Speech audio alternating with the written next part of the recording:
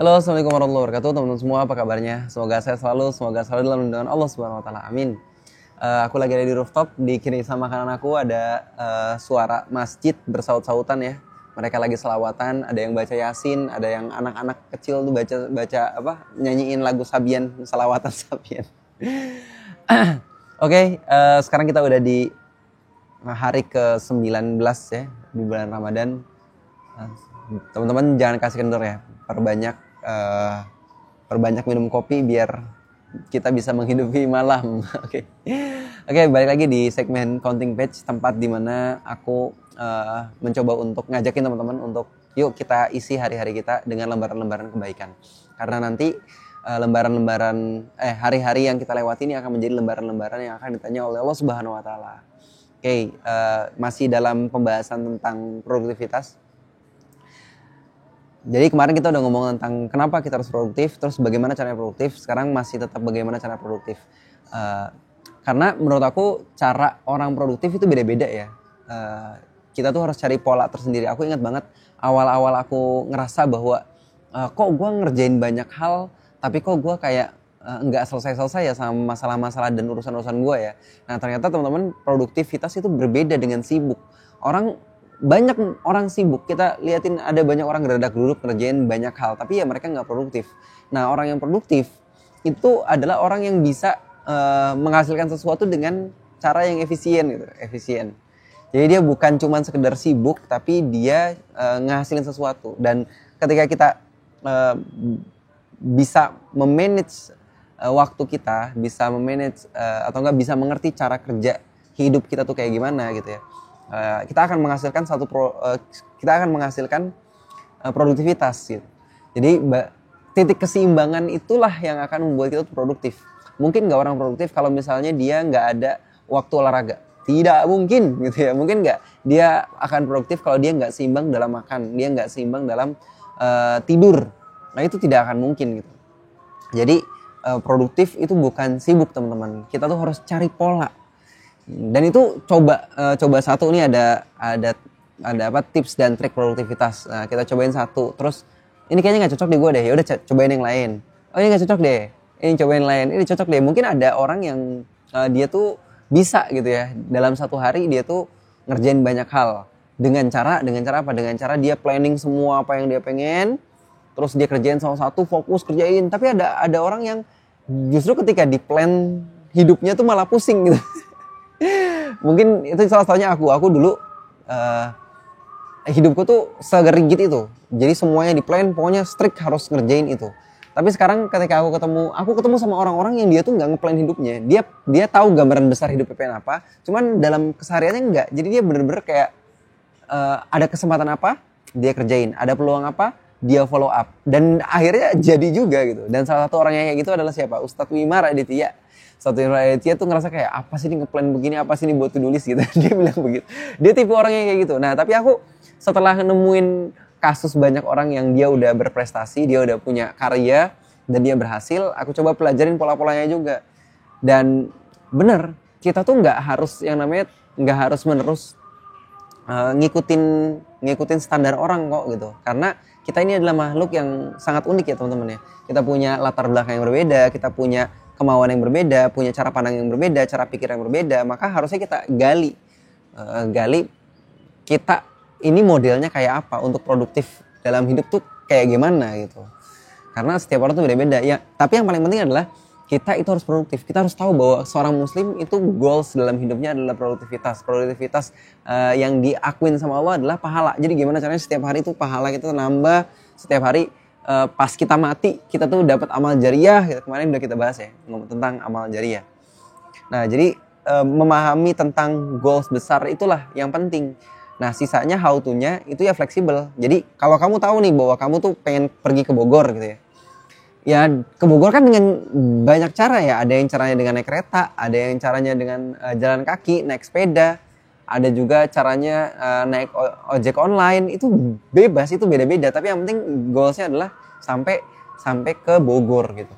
Nah kalau aku pribadi cara untuk kita bisa tahu why besar ya pandangan besar kenapa kita harus produktif adalah ayat yang akan aku bacain ini. Ya ayyuhalladzina amanu taqullaha wal tanzur nafsum ma qaddamat lighad wattaqullaha innallaha khabirum bima ta'malun.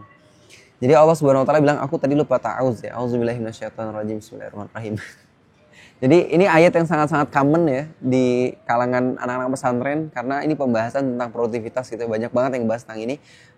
Jadi ayat ini adalah ayat tentang produktivitas. Ya ayyuhalladzina amanu, wahai orang yang beriman, ngomongin tentang belief dulu, keyakinan ya kan. Ittaqullaha wal tanzur nafsum ma qaddamat lighad. Takutlah pada Allah. Kemudian setelah kita takut sama Allah, maka wal tanzur nafsum ma qaddamat lighad. Perhatiin apa yang akan kamu persiapin di esok hari gitu. Jadi Allah nggak ngasih tahu kamu tuh harus buat to-do list, tapi yang Allah tekanin ke kita, ke hambanya adalah kamu harus ingat bahwa setiap hari kamu tuh satu langkah menuju akhirat lo gitu. Apa yang kamu bakal bawa nanti di akhirat nanti itu? Apa yang kamu bakal bawa setelah kamu mati gitu.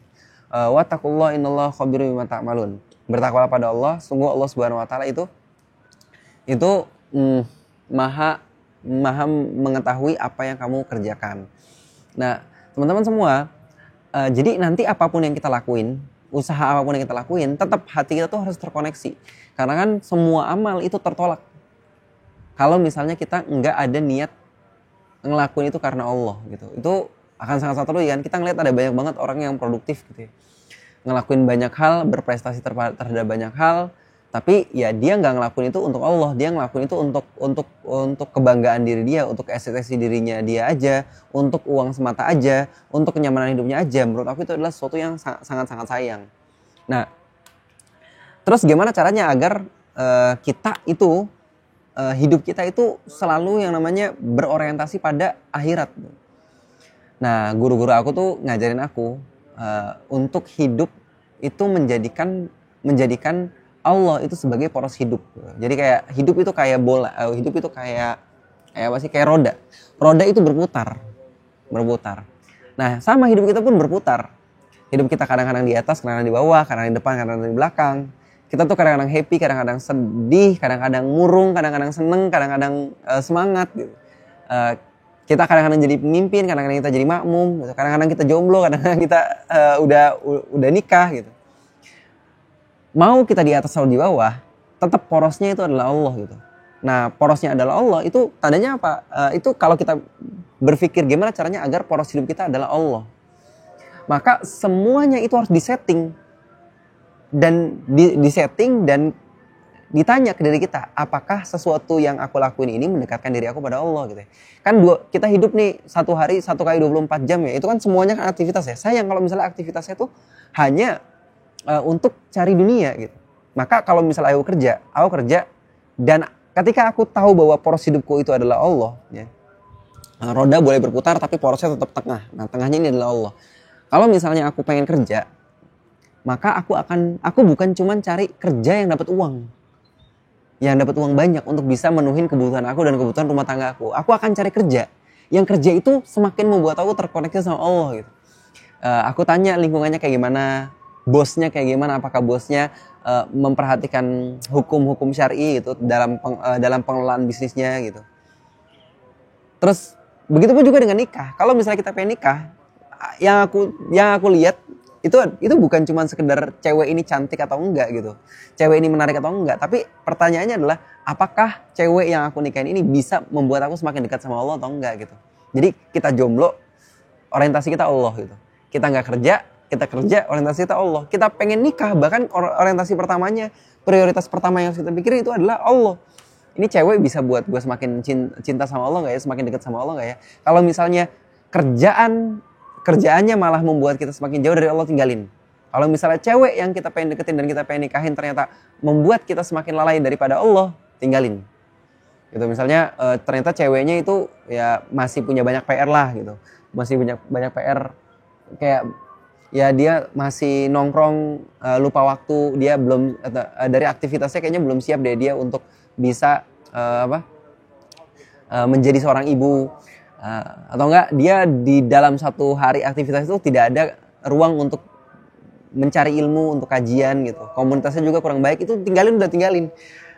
Karena tujuan kita hidup ya untuk Allah kan. Maka setiap apapun yang kita pilih itu semua yang pokoknya harus ke Allah. Begitupun juga dengan kita pengen pengen tinggal, pengen kontrak. Aku ingat banget waktu awal-awal aku nikah, kemudian kita nyari rumah kontrakan. Aku tuh selalu nyari rumah kontrakan yang deket sama masjid. Gimana caranya agar rumah aku itu tuh selalu membuat aku terkoneksi sama Allah itu. Cari tetangga yang terkoneksi sama Allah. Makanya alhamdulillah ya sekarang aku tinggal di komplek yang di mana teman-teman Yung Ngaji itu ada di sana. Teman-teman Yung Ngaji di sana, terus aku berumah tangga di sana, anak-anakku main sama anak-anak teman-teman Yung Ngaji, itu jadi relate gitu. Ya kayak gitu.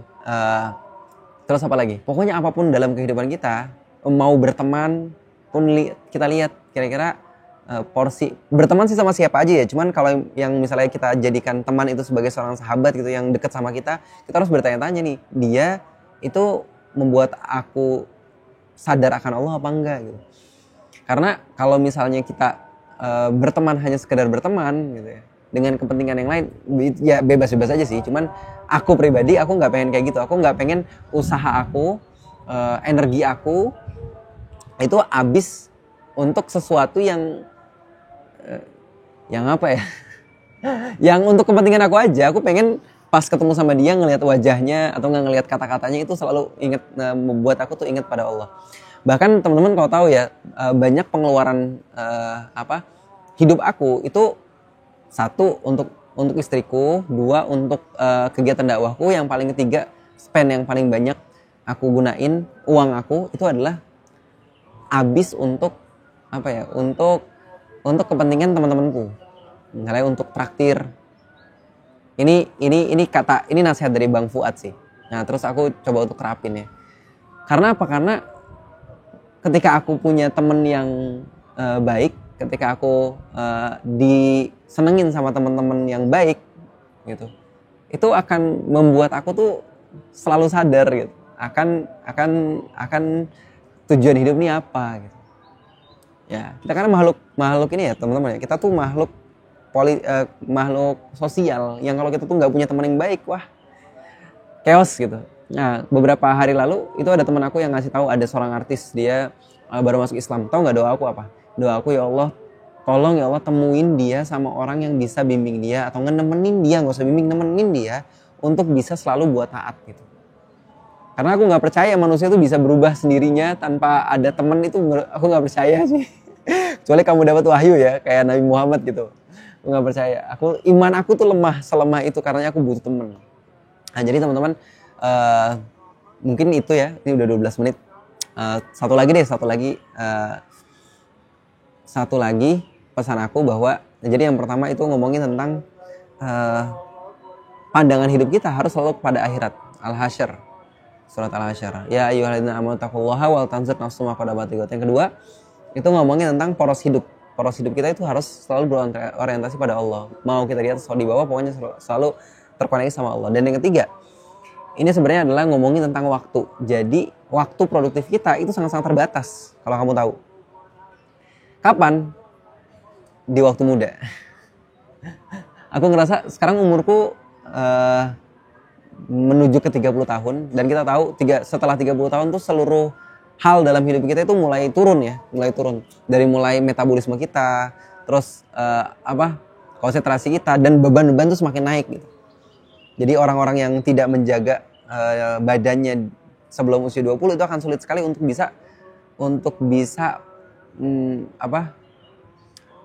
bisa fit ya di usia setelah 30. Jadi justru di usia-usia inilah kita nabung kita berinvestasi sama badan kita. Kenapa? Karena ini sesuai dengan apa yang Rasulullah SAW kabarin kepada kita, bahwa nggak akan melangkah kedua kaki anak Adam kecuali dia udah ditanya tentang 4 perkara. Tentang apa? Tentang umurnya dia habisin buat apa. Terus yang kedua apa? Tentang masa mudanya. Untuk apa dia gunain. Karena di masa muda ini kita tuh peak energi terbaik kita tuh ada di masa muda. Mau ngapain aja bisa gitu, nggak ada pantangan gitu. Mau makan apa aja bisa. Tapi nanti setelah umur 30, otot-otot mulai menyusut, makan apa mulai diperhatiin. Jadi masa muda ini benar-benar ditanya sama Allah. Terus kemudian tentang hartanya diperoleh dari mana dan dibelanjakan untuk apa gitu. Dan tentang ilmunya, ilmunya tuh dia perbuat untuk apa? Karena kan nggak semua orang yang bisa dapat privilege, dapat koneksi internet. Kita dapat koneksi internet kita ini buat apa gitu. Nah itu bakal ditanya juga sama Allah. Nah teman-teman, aku sebagai orang yang udah nikah punya anak satu, itu aku ngerasa banget bahwa produktivitasnya itu mulai menurun, sedangkan tanggung jawab kita tuh udah mulai naik. Kita punya tanggung jawab terhadap anak, kita punya tanggung jawab terhadap istri, kita punya tanggung jawab terhadap sosial, kita punya tanggung jawab terhadap pekerjaan. Nah, untuk bisa produktif dengan sesuatu yang kita inginin aja itu kayak susah, karena kita harus produktif sama list ini dulu, baru nanti kita bisa produktif terhadap keinginan kita. Jadi mumpung kalau misalnya kamu di sini pada jomblo ya, mumpung kamu masih jomblo, gunain waktu sebaik mungkin, karena belum ada tanggungan, belum ada pikiran macam-macam, belum ada amanah yang harus kamu jaga, kayak misalnya anak.